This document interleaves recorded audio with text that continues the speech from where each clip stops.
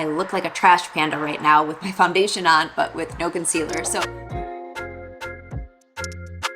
what's up guys? So today we are doing a head-to-head comparison of one of my all-time favorite concealers, the Nars Radiant Creamy Concealer, with a Neutrogena product that is very similar, or at least claims to be very similar.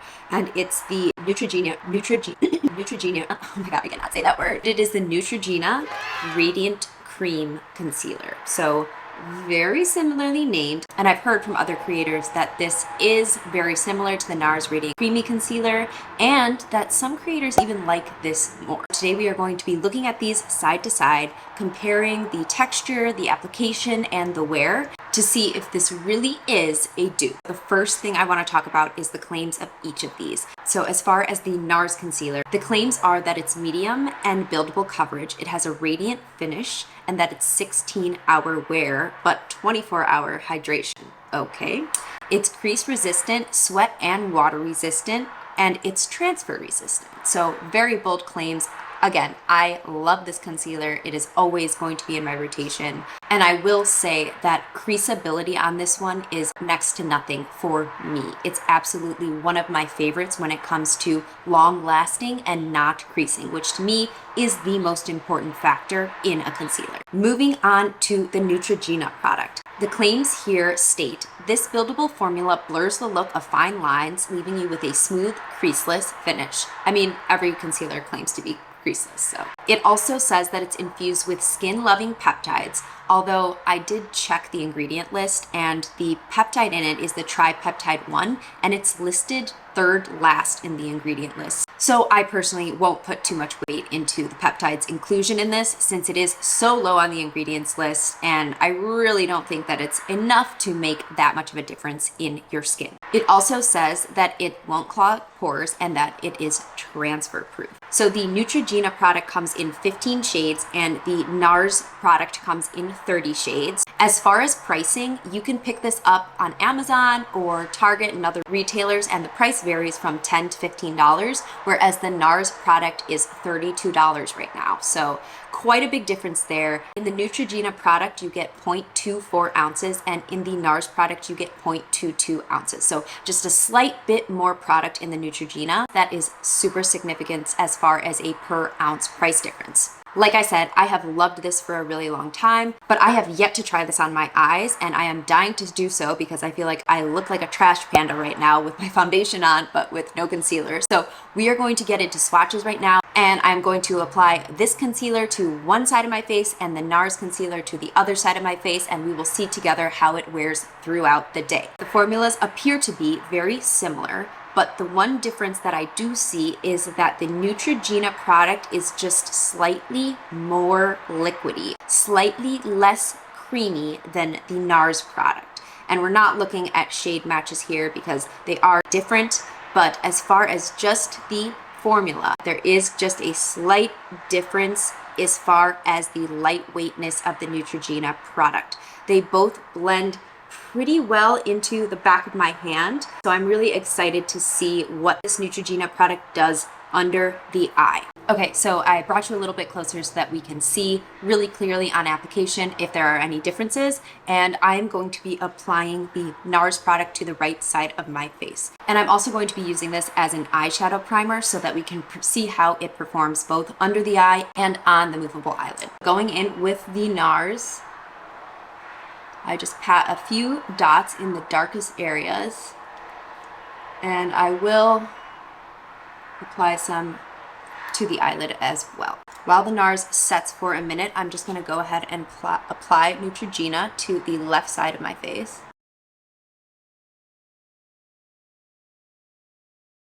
I use the same amount on both sides, and they are slightly different colors, but I don't think that that will be an issue once we blend out. So I am going to blend out the Nars side, as I usually do.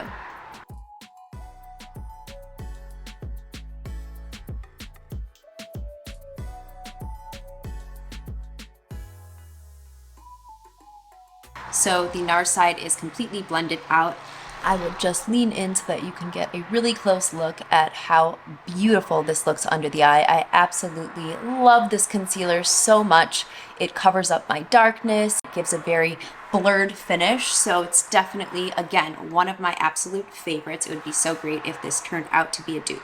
So I did go ahead and clean off my brush, and I'm just going to go into the Neutrogena side and blend this out.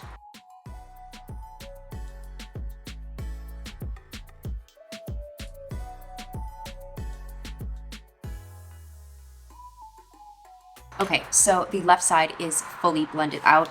I will give you guys a quick peek at that. I'm not sure if it is the color difference, but it does feel as if the left side of my face, the Neutrogena side, has just slightly less coverage than the Nars side. As far as creasing, I think that both look pretty much identical. None are initially settling into any lines or making the under eye area look any worse. Okay, I'm going to do the rest of my makeup, set the under eye with my Prism Libre powder, and then we will check back in once my full face is complete to see how the under eye is looking then. Okay guys, back, makeup is done. Under eyes are looking really good. I did not notice that either eye acted differently when I applied the powder over it. So right now we are looking creaseless and perfect. I did not apply any setting spray because I really want to test out what each of these can do without any added help. I want to give you a close up of the under eyes, and remember that I also did use this as an eyeshadow primer. This is the Neutrogena eye, and then this is the Nars. And even with that shade difference, I cannot see a difference when I actually have the rest of my face on and once I cover it with a loose powder. So far, so good. I will check in a couple hours and we can see how each is performing. Okay, stay tuned. What's up guys? It has been 5 hours, so this is my check-in, and it's Sunday, so I've just been doing things around the house, and then I ran to the mall, did some Sephora swatching, ran into MAC. I did apply a little bit more blush at MAC just to test a new shade out, but other than that, nothing has been touched up. But yeah, just back to show you each eye, and we have some very surprising results, okay? So take a look at this. This is the Neutrogena side, and you can see that underneath my eye, there is literally no creasing, whereas the Nars side does have some creasing, especially right in the inner corner. So I am shook by this. Right now, Neutrogena is absolutely performing better than Nars. I also took a few photos during the day where in different lighting when I was like in Sephora and outside. So I will insert those here so that you guys can see the difference. But this is so promising. I'm trying to just pump the brakes and not order more shades of the Neutrogena one right now because I want to wait until the day is over. I honestly do love the Neutrogena side way more. For some reason, it just is not creasing. Like what? Half the price, a little bit more product, and performing better. So I'm sold right now. I am going to go to the Brulee and have a beer and a salad, and then we'll be back later, so I will check in then. Oh, but I did want to show you what I got at the mall because I found some good finds. These are the things I picked up at MAC. They were doing a 25% off sale, and these were already on sale. Girl, look at this.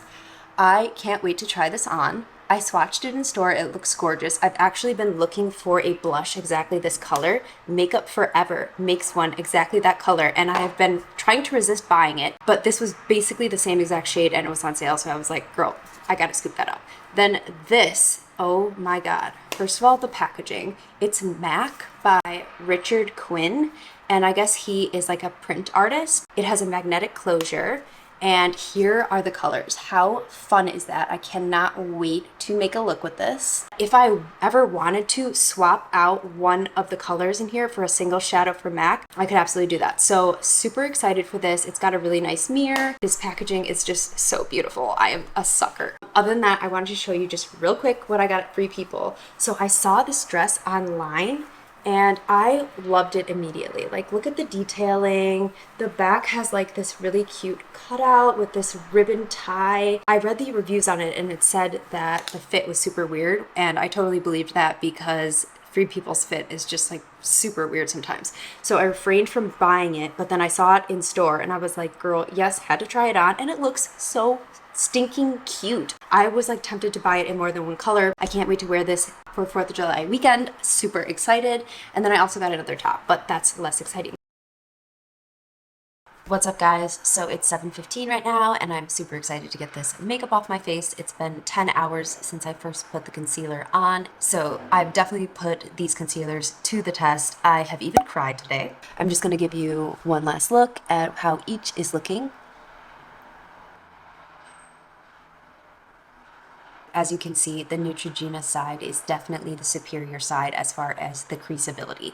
I'm so excited for this find, and I'm definitely going to pick a few more shades up that I can mix since there are only 15 shades in the Neutrogena product. Neither performed especially well as an eyeshadow primer. It's possible that powdering it after applying would help in that area, but I'm just not that interested in using it for that. I have other eyeshadow primers that I like more, so I'll definitely just be sticking to using this under the eye, but I'm so excited that I found this and excited to keep using the Neutrogena product with different powders, etc. But overall, this was a total win of an experiment. I absolutely proved to myself, which I did not think was going to happen, that the Neutrogena product is superior as far as creasing. I will say that I think that the Nars product does provide just a bit more coverage. I have pretty dark circles under my eyes, so much so that when I was growing up, my mom once woke me up and was like, "Oh my God, who hit you in the face?" Because it's very blue here. I think that the amount of coverage is a little bit more noticeable on me since I do have what I feel like is a lot of darkness under my eyes.